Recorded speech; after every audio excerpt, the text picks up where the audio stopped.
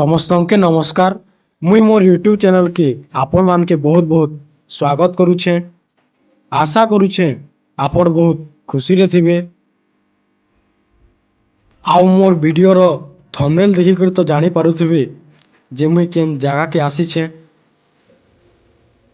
ମୁଇଁ ମୋର ଘର ଲୋକ ସଙ୍ଗେ ଆଜକା ଚନ୍ଦଲି ଯାତ୍ରା ବୁଲବା ଲାଗି ଆସିଛେ। ଆରୁ ଲୋକ ଗୁରା ବି ଏଖେନ୍ ବହୁତ ଆସୁଛନ୍ ଯାତ୍ରା ଦେଖବାର୍ ଲାଗି। ତ ଆମେ ଆଗକେ ଯାଉଁ ଯାତ୍ରାକେ ଏନ୍ଜୟ କରମା।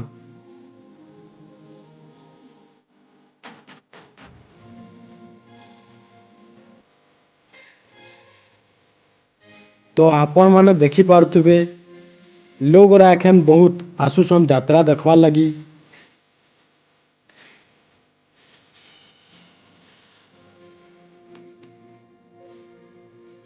ମୁଇଁ ମୋର ଭାଇ ସଙ୍ଗେ ଏଇଟା ଚାଲି ଚାଲି ବୁଲୁଛୁଁ ଯାତ୍ରା।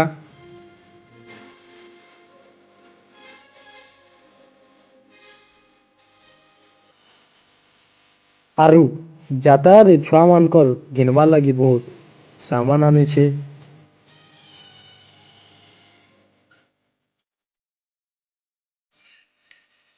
ମୁଇଁ ଆଜକା ପହିଲ ଥର ଆଇଛେ ଇ ଚମଲି ଯାତ୍ରା ବୁଲବାର୍ ଲାଗି। ଆଗନୁ କେବେ ଆସିନି ଥିଲି। ଆଉ ବହୁତ ବୁଲବାର୍ ଲାଗି ବଢ଼ିଆ ଲାଗୁଛେ। ଆପଣ ବି ହଉଛେ ହେଲେ ଆସୁଁ ଏ ଜାଗାକେ ବୁଲିକରି ଯିବେ। ତ ଦେଖିପାରୁଥିବେ ଆମେ ପହଞ୍ଚି ଗଲୁ ନ ପାହାଡ଼ ଉପରକେ ଚଢ଼ବାର୍ ରାସ୍ତା ନେ।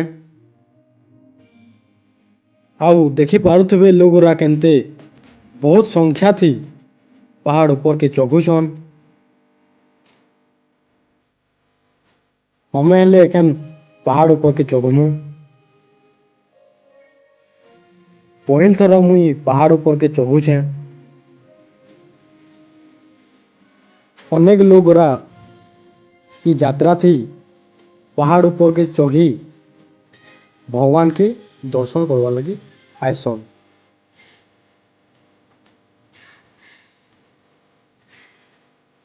ମୁଇଁ ମୋର ଭାଇ ସାଙ୍ଗେ ପାହାଡ଼ ଉପରକେ ଚଘୁଛୁଁ।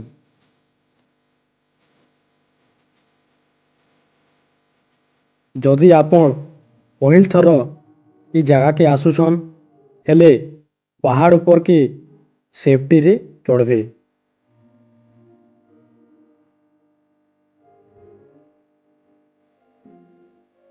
ମୁଇଁ ଆଉ ମୋର ଭାଇ ପାହାଡ଼ ଉପରକେ ପହଞ୍ଚି ଗଲୁ। ଆଉ ପାହାଡ଼ ଉପରକେ ଚଢ଼ି ସାରିଲା ବାଦ ଆମେ ମନ୍ଦିର ପାଖକେ ଗଲୁ। ଆଉ ଭଗବାନକେ ଦର୍ଶନ କଲୁ। ଆଉ ଅନେକ ଲୋକ ଭଗବାନକେ ଦର୍ଶନ କରବାର୍ ଲାଗି ଆସିଛନ୍। ଆଉ ସେମାନେ ଭଗବାନକେ ଯେନ୍ଟା ମାଙ୍ଗୁଛନ୍ ସେଟା ପୁରା ହଉଛେ।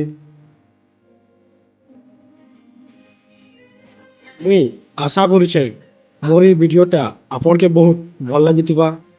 ଯଦି ଭଲ ଲାଗିଥିବା ହେଲେ ଏଇ ଭିଡ଼ିଓକେ ଆପଣ ଲାଇକ୍ ସେୟାର ଆଉ ସବସ୍କ୍ରାଇବ କରିଦେବେ। ଧନ୍ୟବାଦ।